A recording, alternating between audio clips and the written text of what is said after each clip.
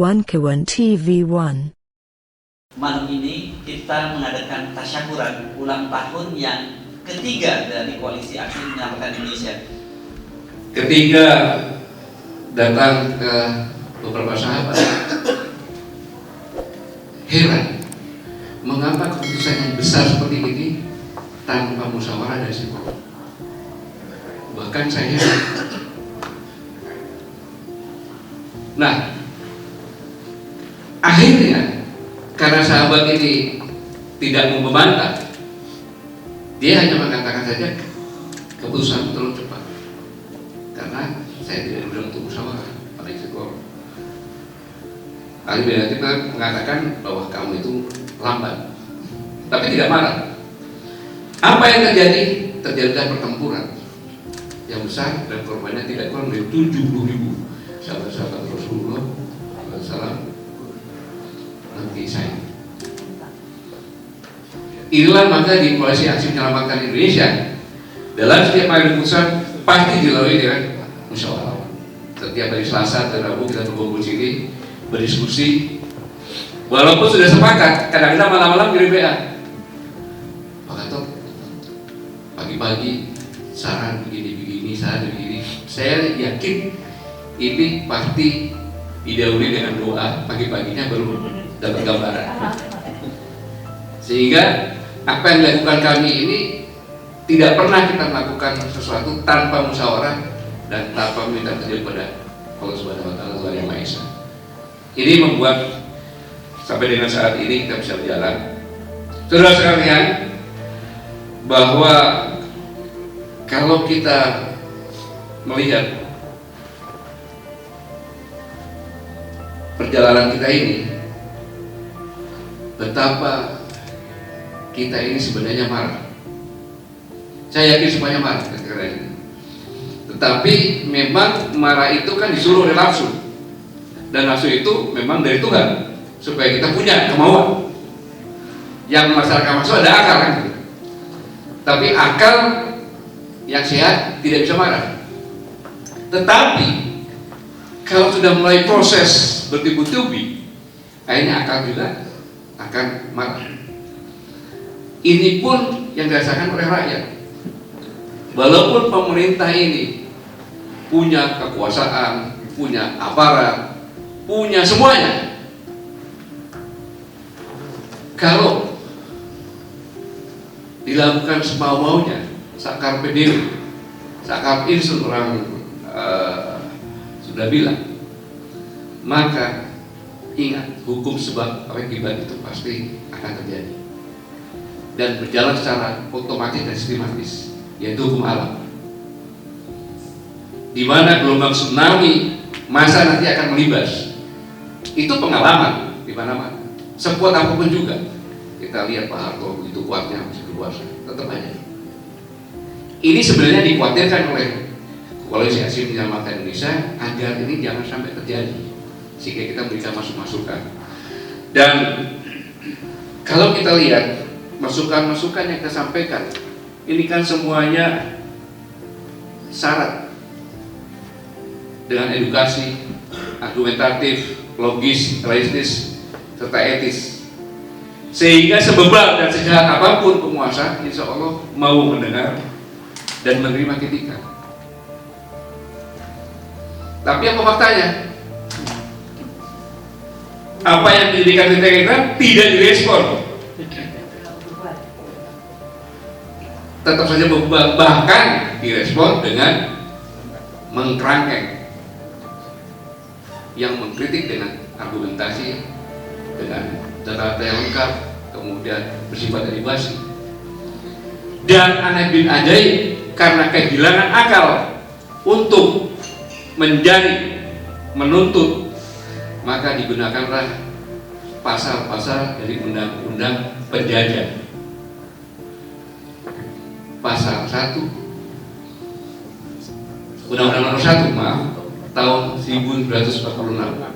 Itu sebenarnya undang-undang Belanda yang lahir pada tahun 1942 dan bulan Maret.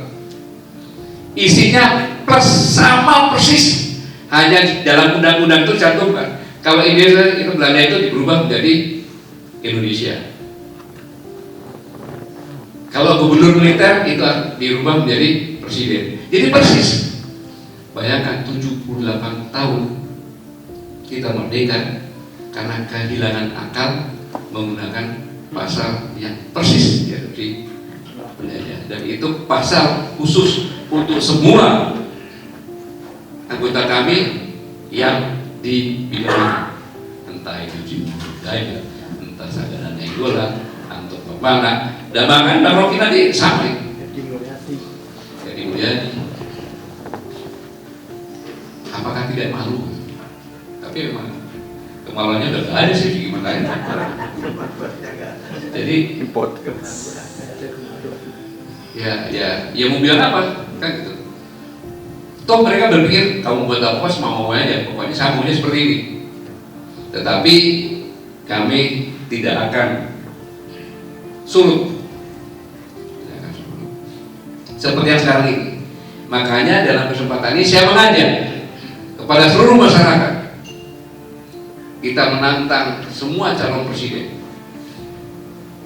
Berani enggak dia menandatangani kontrak, yaitu barang siapa yang menjadi presiden, pada saat dia menjadi presiden, dia harus mengeluarkan amnesti dan mengeluarkan tim investigasi untuk siapapun yang mendidik dan mendidik, menuntut dan menuntut hukuman bagi siapapun ketua-ketua partai atau calon presiden dan wakil presiden yang dipidanakan mulai bulan September. Saya ulangi, kita mengajak semua calon-calon presiden untuk menandatangani kontrak kepada siapapun, entah itu calon presiden, ketua partai, atau sekjen partai yang dipidanakan sejak bulan Maret sekarang ini. Maka pada saat presiden dilantik, yang sambutan pertama adalah saya mengeluarkan amnesti bagi orang-orang yang penjara itu untuk keluar dan untuk diinvestigasi, untuk menginvestigasi baik itu penyidik, penuntut, pengambil keputusan. Karena itu semuanya nuansa politik. Kalau kayak ini terus, bisa-bisa nanti calon cuma satu. Nggak bisa kan? Maka diundur. Bisa. Sekarang aja Bawaslu sudah melakukan KPU. Komisioner KPU, kalau ada 5 saja yang kena, jadi nggak pemilu? Ada. Kita harus ikut mengamati sampai sejauh itu indikasi-indikasi yang sekarang ini. Karena perjalanan masih di bulan November deh, tanggal Oktober. November 17 sampai 25 November. 25 November saat terakhir kan, pasaran masih panjang. Jadi ini masih ada yang perlu benar-benar kita amati baik-baik. Saudara sekalian, karena memang kami ini jangan berhenti untuk berjuang, karena kami ini selalu akan berusaha agar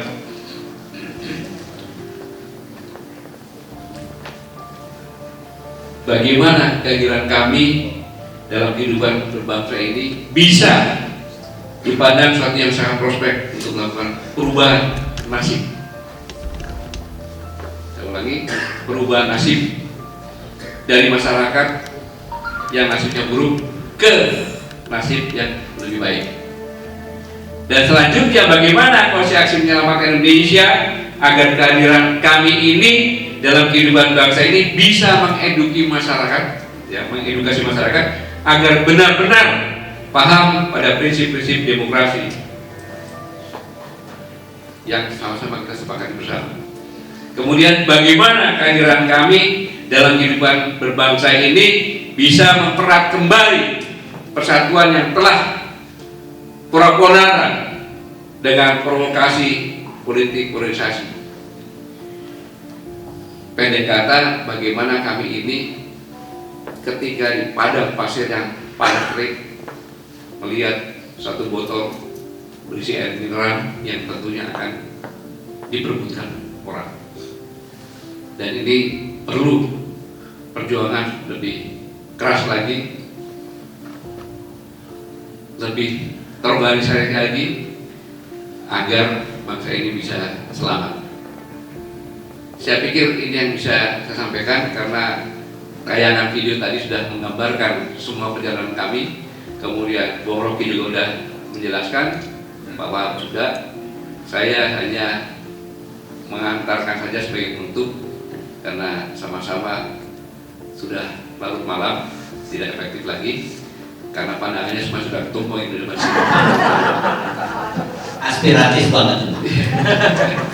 Jadi saya sampaikan sekali lagi terima kasih kepada rekan-rekan semuanya, para deklarator kami yang ada di manapun berada, yang selalu terus berjuang pantang mundur dan tidak ada perseling parkir.